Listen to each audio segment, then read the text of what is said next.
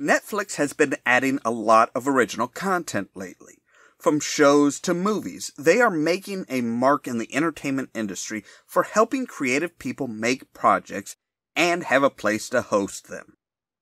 Now, we've already touched on one such movie, The Ridiculous Six.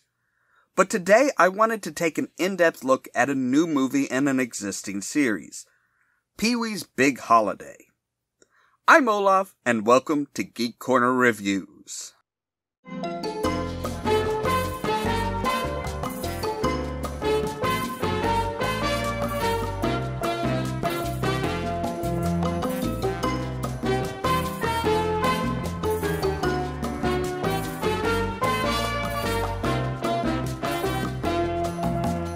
So we start off with lovely music and the opening credits on a starry backdrop, and... You sure took to our customs fast. Thanks for showing them to me. Is this one of those E.T. pornos that I've heard so much about? With Paul Reubens' history, it wouldn't be that much of a surprise.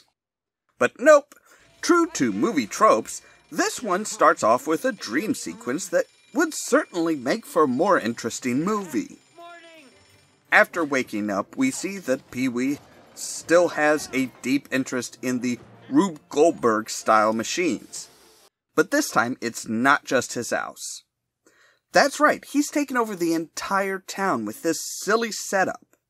To the point of teasing a dog, driving through someone's house, stealing their food, and requiring the construction of a special door in someone else's house just for him. Now, I do have to say, the makeup on Reubens does make him look similar to the young man-child, though the double chin that comes with age makes him look like an older man-child. It's still better than the proposed recasting that Reubens was contemplating if he couldn't reprise the role himself. While I can appreciate Johnny Depp in many roles, I can't see him doing a good Pee-Wee Herman. We get a lot of exposition lines to learn people's name, which doesn't really matter as these are not characters that will play a major role in the film. Apparently, Pee-wee is part of a band and the other members are moving on with their lives. That means they can't practice at night. With the band breaking up, Pee-wee shows the child part of his man-child character by breaking his instrument and burning the picture of the band in a tantrum fit for a 5-year-old. Left alone in the diner, he continues throwing his hissy fit until he hears a new sound, the roar of a motor. Enter the man-crush of the movie, Joe Manganiello. Immediately, the two seem to hit it off. Joe watches Pee-wee make his milkshake with a mixture of curiosity and, dare I say it, admiration. But the actor refuses to be outdone. He shows his skills by flipping his spoon into the glass. After a synced conversation, they decide they are best friends now. Pee-wee takes Joe home, riding on Joe's motorcycle, to introduce him to the miniature scale model of the town of Fairville. During the virtual tour, Pee-wee goes into another spaz attack about his band, destroying a model of a building in a fit of insane rage. I mean, look at that. Those are murder eyes. But Joe notices a couple of things wrong with the model. One is there's a treehouse that doesn't actually exist, which is another thing they have in common. Also, Pee-wee knows nothing about the world outside of the town. Joe decides that Pee-wee needs an adventure, inviting him to take a trip to New York in 5 days for his birthday party. It amazes Joe that Pee-wee doesn't know who he is, and though Pee-wee explains that he has been outside the town, but has blocked it from his memory, including the old Windows startup music. There are some conditions for the trip, though. He can't fly. It wouldn't be a true life experience. So in Act 2, Pee-wee tells his boss that he's taking a holiday. Amazingly, he doesn't have to put in any kind of notice, even with the fact that nobody seems to know how to cook at the diner, even the owner. So he packs his entire room and drives off. And what kind of a job is this for an old man? All he does is change the population sign. While admiring the first stoplight he's ever seen, despite having been to Salt Lake City, he is witness to a bank robbery. Obviously confused about what is happening, he lets the ladies into his car. But wait, isn't he a fan of crime fiction? He should know about robberies and alarms, one would think. Since he isn't driving as fast as they want, one of the ladies straddles him, which is just what you want to do in a case of a high-speed pursuit. The ladies tie him up while they count out the dough. They decide, in quite the obvious expertise at criminal activity, to introduce themselves. One of whom has the nickname Pee-Wee. During a pillow fight with strippers, Herman is knocked out. He wakes up still tied up, but the other Pee-Wee leaves him her switchblade. He meets up with a traveling salesman of joke products, such as the ever-hilarious magnet products to stick to the top of your car. While traveling, Pee-Wee finds out that their next stop is a snake farm. We find out, in case you missed the first movie, Pee-Wee hates snakes. On their way, Pee-Wee has what looks suspiciously like a wet dream about celebrating Joe's birthday. At the snake farm, Pee-Wee finds out that all the attractions are jokes, except for the monster. And he finally gets to go in after spending a full 35 seconds of screen time signing a waiver. Again, it seems to be a joke snake, except there's what looks like a real snake behind a glass pane. So Pee-Wee does what any man-child would do. Screams like a pansy for, I kid you not, 20 seconds of screen time. Or enough movie time for him to get on a bus and get dropped off in the middle of nowhere. Wait, what happened to the salesman? He said the snake farm was their next stop, not his final destination. Why the hell didn't Pee-Wee ride out with him? Alright, convenience! Eventually, Pee-Wee finds his way to a farm, where Farmer Brown introduces him to all of his daughters. And boy does someone need to buy that guy a TV. All the girls are very interested in Pee-Wee, though. At night, Pee-Wee has another eerily erotic dream about Joe, with plenty of sparklers going off and him giving Joe a suit just like his. Come to find out, the farmer really wants to get rid of one of the daughters, to the point where he is willing to force a shotgun wedding. Thankfully, Pee-Wee got a disguise kit from the joke salesman and sneaks away. He meets up with a lady who has a flying car, because why not?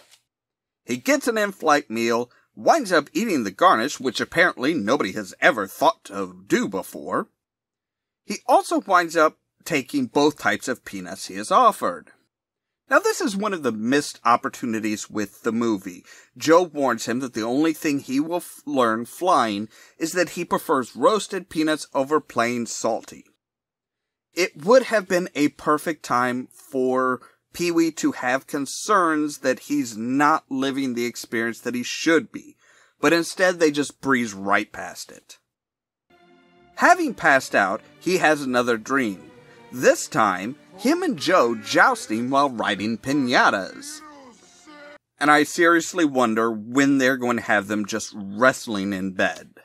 He has a quick visit with a wilderness man, then it's on to the obligatory Amish, and honestly, a really irritating 2 full minutes of him blowing up a balloon and squeaking it.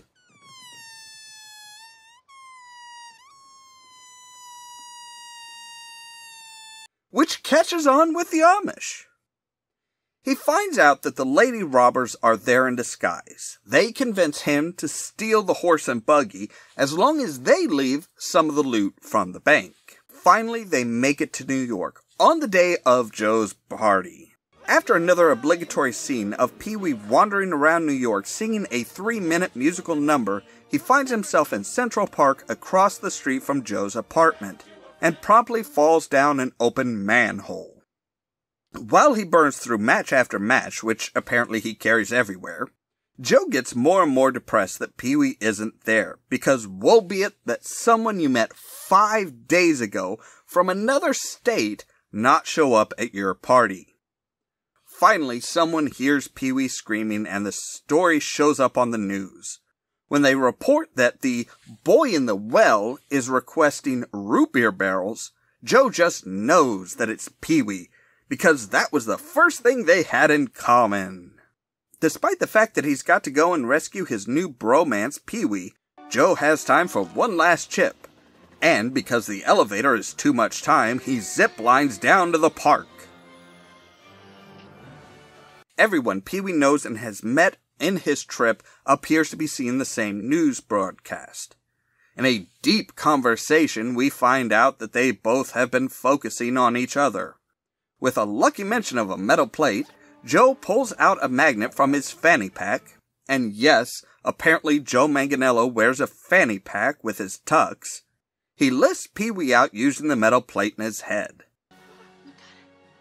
And holy shit, the traveling salesman has spent the past 4 days at that snake farm.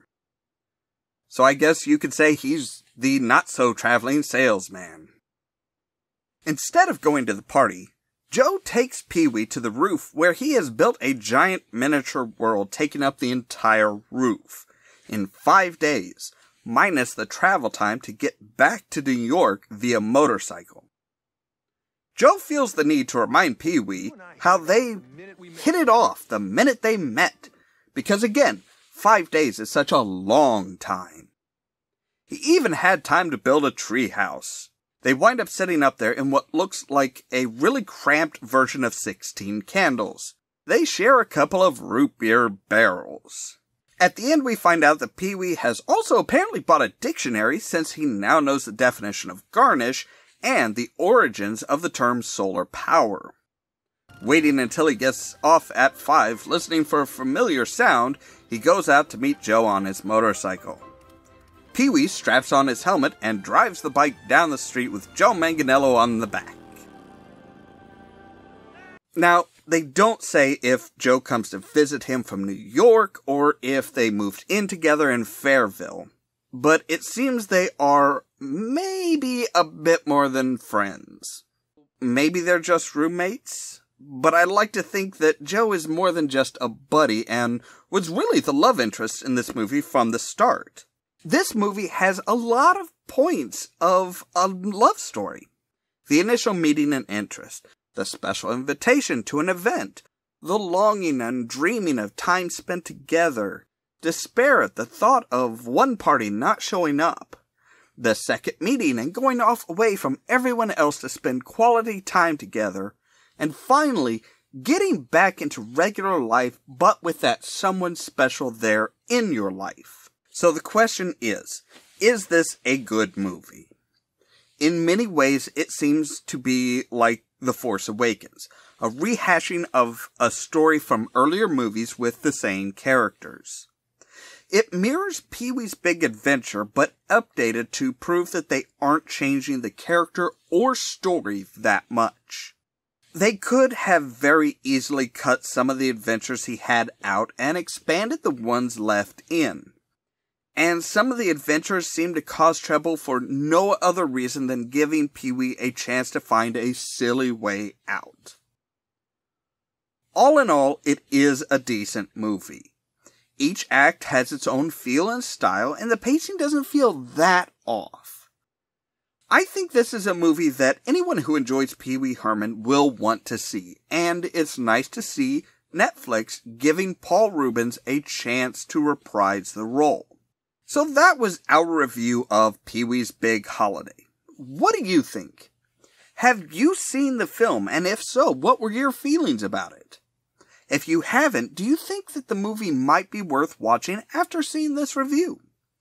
Leave a comment down below and let us know.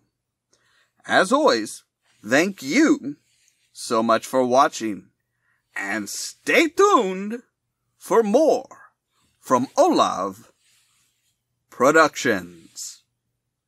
Cheerio. Yeah, this is... God. Tomorrow Corporation, you are evil, evil bastards. Action movie starring Dolph Lundgren. The movie was based more on the original toy line idea than the cartoon series, so it was darker and more violent